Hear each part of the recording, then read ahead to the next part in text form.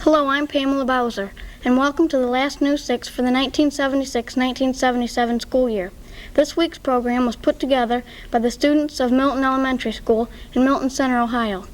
When we found out that we were going to do this program, we went out and dug into anything that might provide a story. We interviewed everybody from the custodians to the principal. So in addition to the other stories we present here, we found out that one of the custodians, Mary Burwell, is probably part of the few husband and wife school work teams. Another custodian, Bob Duell, thinks the job is relaxing. And the principal, Bill Clausen, is usually the principal of two schools. He told us that he stays at our school in the morning and goes to the other school in the afternoon. One of the people we talked to was Mrs. Josephine Ziegler, who has been teaching for over 20 years. Two classmates, Pam Hines and Carolyn Mercer, asked Mrs. Ziegler about her career. I started teaching in 1939, and my mother always said I was good with children. I liked children, so I became a teacher. That's all there was to it. What changes have taken place since you began teaching? In my 23 years of teaching, the class sizes are smaller. Children, the curriculum is a little bit different. The children are a little bit different. I think they're a little ornerier than they used to be. In your years of teaching, what grades and where have you taught? I've taught every grade but second grade and kindergarten.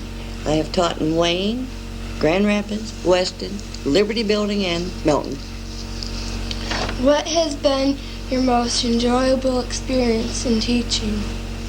I think my most enjoyable experience is doing the Christmas program, which I have been writing, and we have been acting out with all the children, getting all the children on the stage at Christmas time here at Milton. We want to thank Mrs. Ziegler for the time and information, as well as Pam and Carolyn for the interview. Now over to Dean Turpinning with stories about some of our field trips. Thank you, Pam. We've gone on quite a few field trips this year. Like many other schools, we had a chance to visit Brown's High Hope Camp last September. We learned how to use a canoe the right way in addition to going bug fishing. Some of our group lost most of their bugs when they dropped their pan. We also went to the dairy where we saw people milking cows. We also had the chance to see one-room schoolhouse located on the campus of Bowling Green State University. The tour guide pointed out the many things which were different in our school today and the schools of 1875 when this school was built. The class studied the old wood stove, the McGuffey reading chart, and the other items in the building. The guide told us that the schoolhouse had been moved on the campus only 2 years ago. It had been taken apart and then moved and put back together. But our most recent trip was to the Center for Science and Industry. We left at 8:20 in the morning and for the 2.5-hour trip to Columbus. When we got there and started to look around, everybody was interested in something else. Some of us were interested in the rocket, which had 2 seats and you could stimulate that you were blasting off and going through space. Others liked the pendulum that moved back and forth because of the rotation of the Earth. Still others liked the transparent woman who explained different parts of her body, which lit up when she mentioned them. This place is more than a museum. There is an eyeball you can walk through, a coal mine, and a giant jaw. There's so much. We got home at 8:30 that night.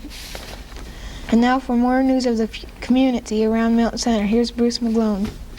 Thank you, Dean. The area around Milton Center is mostly farmland, and one of the most famous farmers came from Rudolph, which is right close by.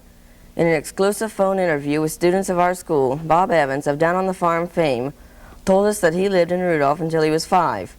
His father owned and ran a country store there. Born in 1918, he now has 3 boys, 3 girls, and 8 grandchildren.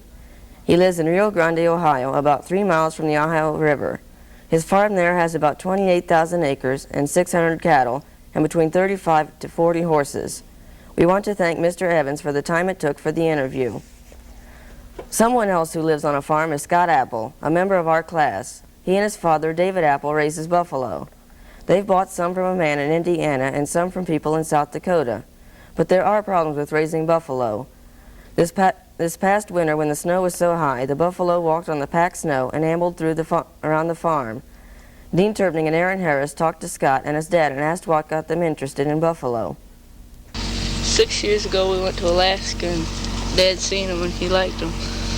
Decided he wanted to get some. How do you take care of buffalo? The care is very simple, but there is a few problems that people unexperienced don't realize. That parasites is our worst hazard with buffalo, the flies and worms, which is a constant problem.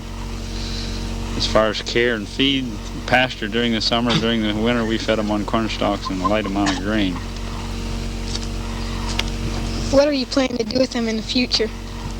We aren't 100% sure. We're going to get the herd built up to a certain size, and then we'll try to market the excess stock so we get it reduced down to maintain a herd of whatever size we determine we should have on the farm.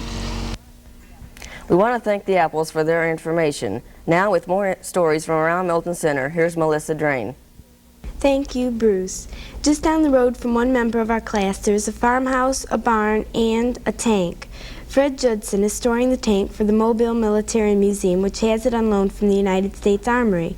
It was brought down from Toledo by the Army National Guard engineers as a training exercise. Made in the early 1940s for use in World War II, the tank has no motor at the present time. The tank weighs 35 tons and could shoot up to 8 miles away with a normal crew of 5. Though the tank has only been there a short time, it has become the talk of a lot of boys in the class. The old B&O passenger depot at 521 West Wooster Street in Bowling Green was dismantled and moved to the Carillon Park in Dayton, a museum dedicated to education and transportation. The depot was a landmark for Bowling Green. They could have just put it at the fairgrounds or at the Historical Society. It's a shame it couldn't stay in the city. The depot was over 100 years old. It once provided tickets for people who travel by train. And for an editorial and the final story, back to Pam. Thank you, Melissa. Some members of our class have an idea to save energy. They think we would save money if we don't buy gas from foreign countries to heat the school. They suggested that the president should support having school sessions in the summer. That way we wouldn't have to buy gas for the school. When we were going around the school talking to all the different people, we couldn't overlook Mr. Neufeld, the teacher of one of the 6th grade classes. You might say that his hobby is looking like Gabe Kaplan, Mr. Cotter from the television show Welcome Back, Kotter. He says that he has signed autographs with the name Mr. Cotter, one of which was sold for 50 cents. Mr. Neufeld said he figures someday he might be able to be a substitute teacher in the shows Buchanan High if his look-alike got sick. That's about all from the students, teachers, and sweat hogs at Milton Elementary School. Have a nice day and a terrific summer.